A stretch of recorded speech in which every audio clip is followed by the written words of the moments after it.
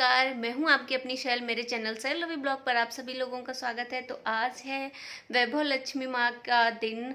तो मम्मी ने व्रत रखा है, तो मुझे भी रखना था, बट मेरी कुछ तबीयत ठीक नहीं चल रही है। इस वजह से मैं मेडिसिन ले रही हूँ, इसलिए मैंने व्रत नहीं रखा है। मेरा फर्स्ट टाइम था, तो जब मैं ठीक रहूँगी तो फिर मैं नेक्स्ट ईयर से मे बी उठा सकती हूँ। तो जब पहली बार रहते हैं तो अच्छे से रहते हैं, इसलिए मैंने व्रत नहीं रखा है। तो मम्मी अभी पूजा करेंगी, तो दिखाते हैं हमारे यहाँ कैसे होती है पूजा, और इस पूजा में किस तरह से कथा पढ़ी जाती है। तो पूरी कथा आपके सामने इस वीडियो में मिलेगी, तो आप पूरा वीडियो देखेंगे तो आपको पूरे तौर तरीके समझ में आ जाएंगे कि किस नियम से या किस विधि से इसकी पूजा करी जाती है। तो कहीं नहीं जाइए, मेरे वीडियो में रहिए। So let's get started.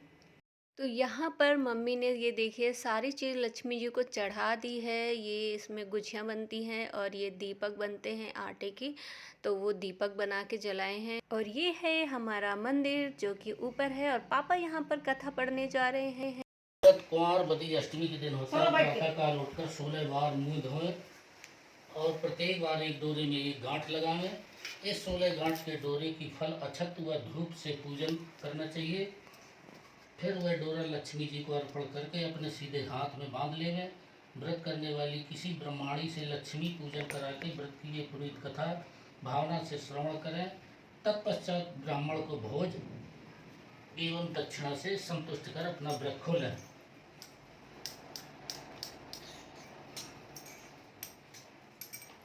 एक समय महर्षि द्वैपायन व्यास जी हस्तिनापुर आए। उनका आगमन सुनकर समस्त राज्य कुल के कर्मचारी महाराज भीष्म सहित उनका सम्मान आदर कर राजमहल में कर आर्घ पद।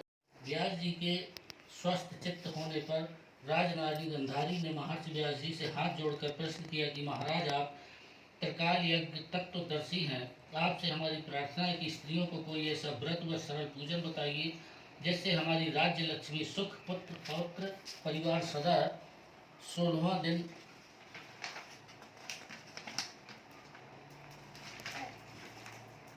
सुखी रहे। इतना सुन के व्यास जी ने कहा कि हम ऐसे व्रत पूजन का उल्लेख कर रहे हैं जिससे सदा लक्ष्मी जी स्थिर होकर सुख प्रदान करेंगी।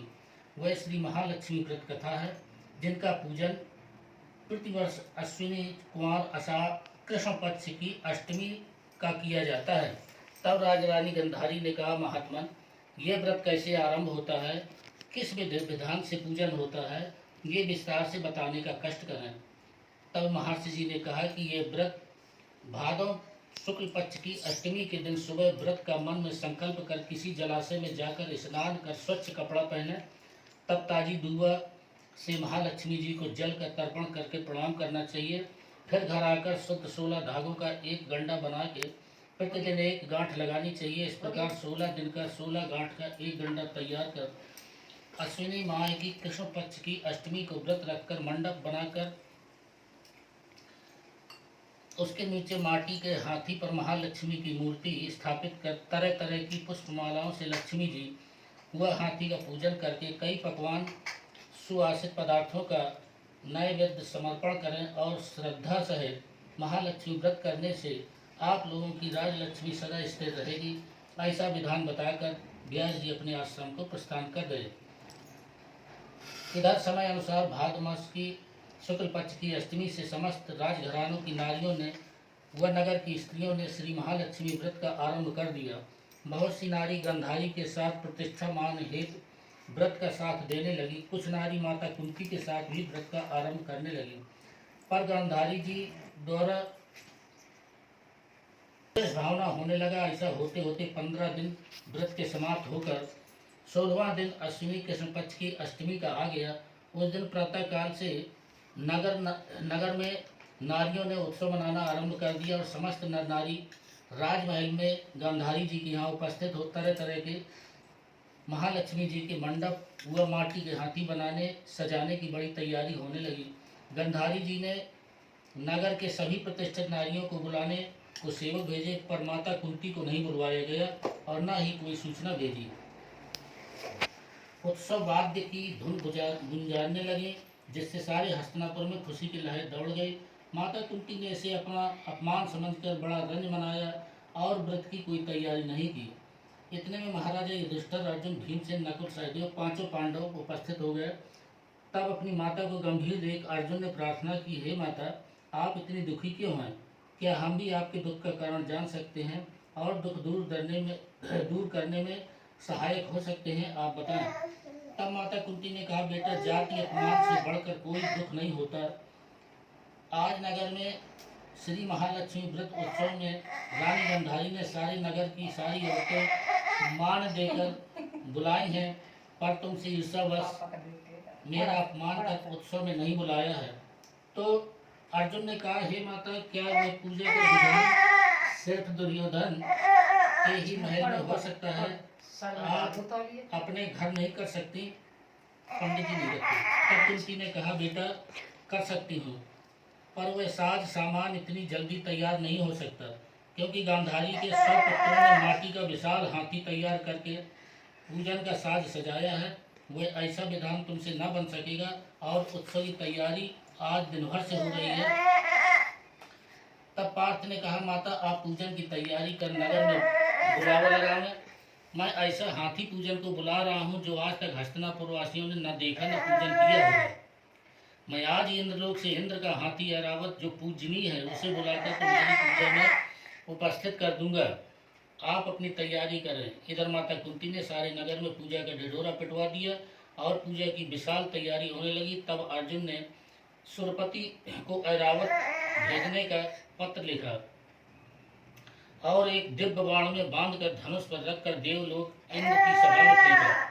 इंद्र ने बाण से निकालकर पत्र खोला और पढ़ा तो आश्चर्य से अर्जुन के लिखा हुए पत्र को, हे पांडु कुमार, ऐरावत तो भेज दूंगा, पर वो इतनी जल्दी स्वर्ग से कैसे उतर सकता है? तुम इसका उत्तर शीघ्र ही लिखो। पत्र पाकर अर्जुन ने पत्र में बाणों का रास्ता बना के हाथी उतारने की प्रार्थना लिख पत्र वापस कर दिया। इंद्र ने माताली सारथी को आज्ञा दी कि हाथी को पूर्ण रूप से सजाकर हस्तिनापुर में उतारने का प्रबंध करो। महावत ने तरह तरह के साज सामान से ऐरावत को सजाया।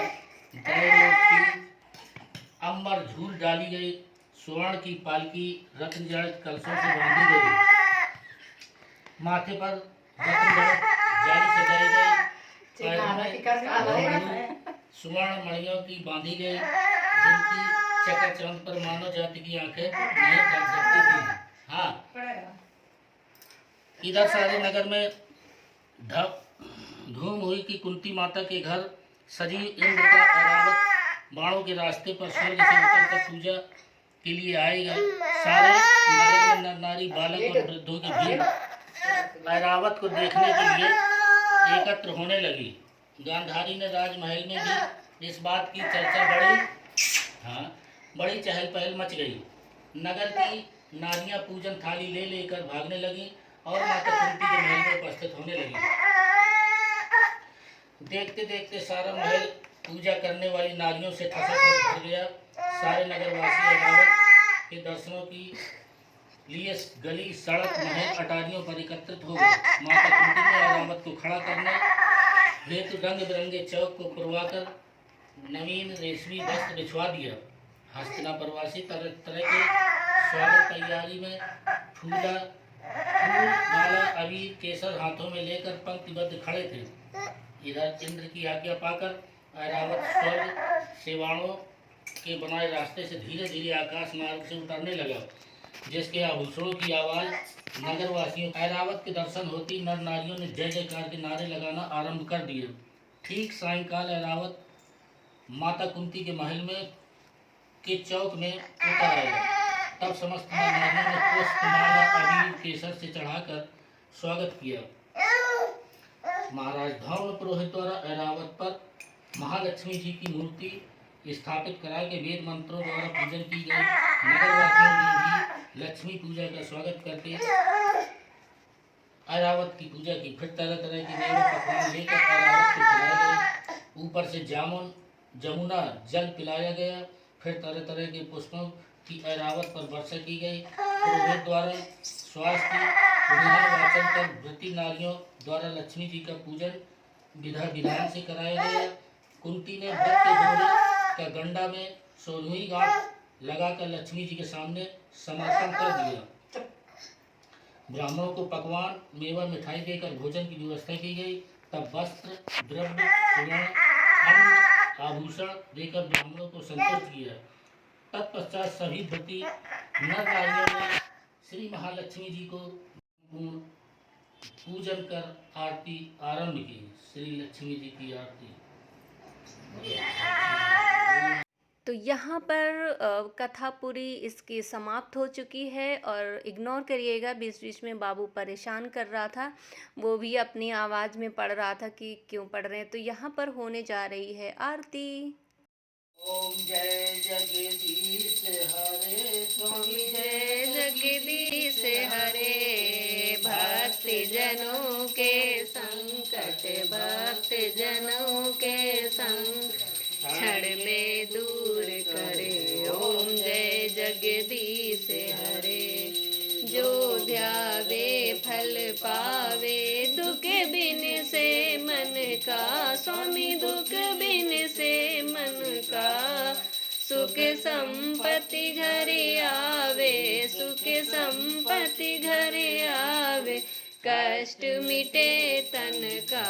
ओम जय जगदीश हरे, मात पिता तुम मेरे, शरण गहूँ मैं किसकी, स्वामी शरण गहूँ मैं किसकी, तुम बिन और न दूजा, तुम बिन और न दूजा, आस करूं किसकी। ओम जय जगदीश हरे, पूरन परमात्मा तुम्हें अंतर्यामी, स्वामी तुम अंतर्यामी, पारि ब्रह्म परमेश्वर, पारि ब्रह्म परमेश्वर, तुम सबके स्वामी। ओम जय जगदीश हरे, तुम करुणा के सागर, तुम पालन करता, स्वामी तुम पालन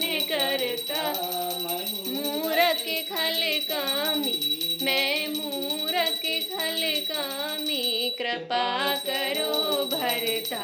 ओम जय जगदीश हरे, हो एक अगोचर सबके प्राणपति, स्वामी सबके प्राणपति, किस विधि मिलूं दया में, किस विधि मिलूं दया में, तुम्हें को मैं कुमति। ओम जय जगदीश हरे, बंधु दुख हरता तुम रक्षक मेरे, स्वामी तुम रक्षक मेरे, अपने हाथ बढ़ाओ, अपनी शरण मिलाओ, द्वार पड़ा तेरे। ओम जय जगदीश हरे, विषय विकार मिटाओ, पापे हरो देवा, मी पापे हरो देवा,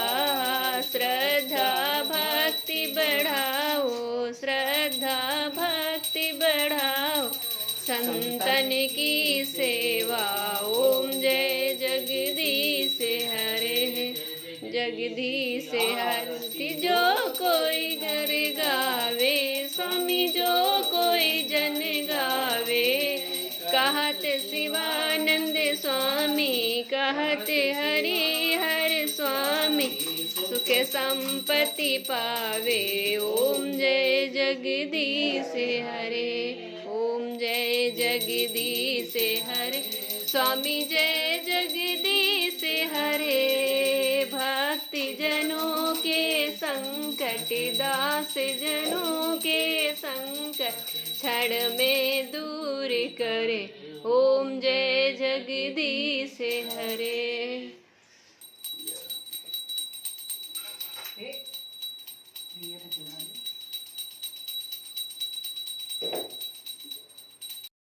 तो यहाँ पर हो गई है आरती, और मम्मी लास्ट में जो आरती करते हैं चारों तरफ वो कर रही हैं, और पापा ने भी आरती करी, और मैंने नहीं आरती करी क्योंकि मैं हॉस्पिटल से आई थी और तबीयत भी ठीक नहीं थी, तो इस वजह से बस मम्मी ने और पापा ने करी है। और यहाँ हाँ, अच्छा पर तुम भी पालो, ये लोट लगा लो। देखिए ये सारा चीज़ चलो, चढ़ाया अच्छा जाता है। पापा इसमें 16-17 बना के 16-17 नमकीन और मीठी चढ़ाई जाती हैं और पुए चढ़ाए जाते हैं। कलश भी रखा जाता है।